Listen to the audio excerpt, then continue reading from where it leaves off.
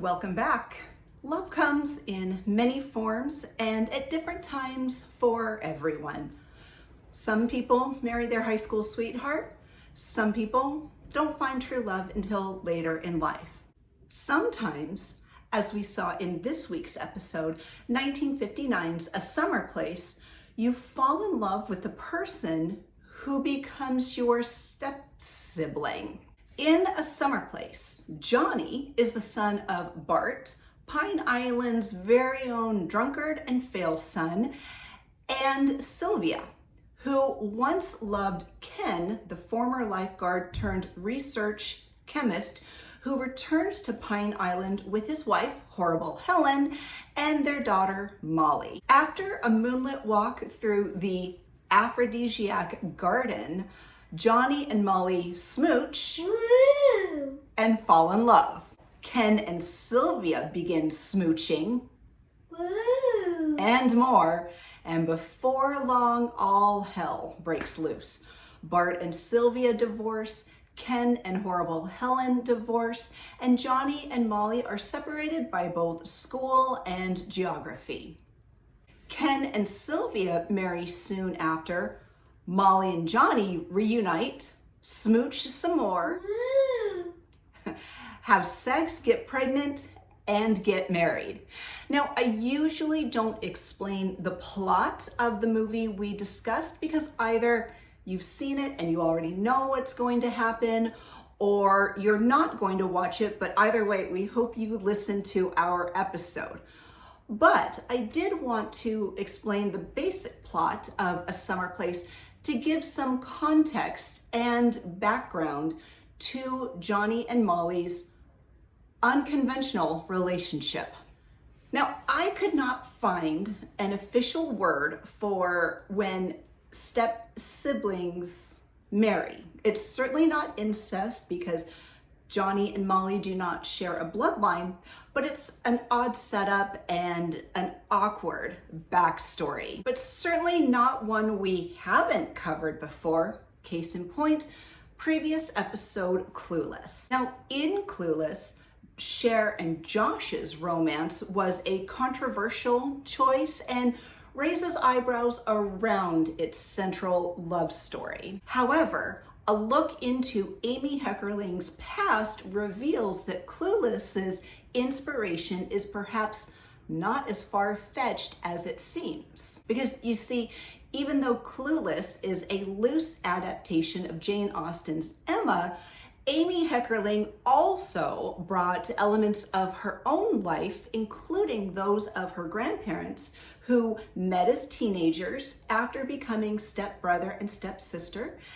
And because her grandparents' relationship was so natural to her, Heckerling didn't find it unusual that Cher and Josh would also have the same background. And that means, to an extent, Clueless is a true story. And a few months ago, a couple on TikTok began raising eyebrows over their step-sibling relationship. Lindsay and Cade Brown met as young teens when Lindsay would sneak Cade into her house late at night until her mom got wind of this and banned Cade from her house. Fast forward a few years, Lindsay joined the Air Force, moving away from Cade, putting that behind her. And she claims that the distance made their love stronger, and apparently it did, as the two eventually wed in 2014. So congratulations on 10 years. Well, as fate would have it, 4 years later, in 2018, Lindsay and Cade's parents, who were mere acquaintances during the whole sneaking into the bedroom through a window incident, were married as well. And like all things comment section related, people are divided over their relationship. Some people have said they are a train wreck, while others are very supportive of their relationship and of the couple and their family. In my opinion, Lindsay and Cade seem happy, and we at Real Relationships Podcast wish them nothing but the best. Now, If you really want to hear a doozy of a step-sibling story, hold on to your butts.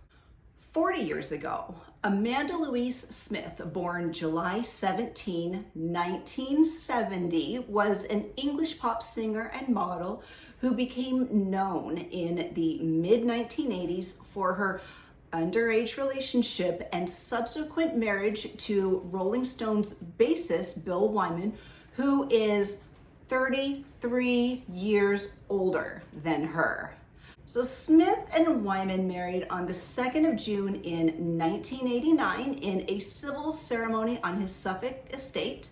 She was 18 and he was 52. So they had been together at this point for about 4 years. You can do the math. By the time they were married, Smith had developed a couple of health issues, which she blamed on having been on birth control pills since the age of 14, when she said her relationship with Wyman was illegally consummated. Wyman reportedly grew impatient with her health problems, and she moved out of the house only weeks after they wed. The marriage officially ended in divorce after 23 months. But the story's not over, because 4 years later, in 1993, Wyman's 30-year-old son from his first marriage, Stephen, married Smith's mother, Patsy, then aged 46. They split 2 years later.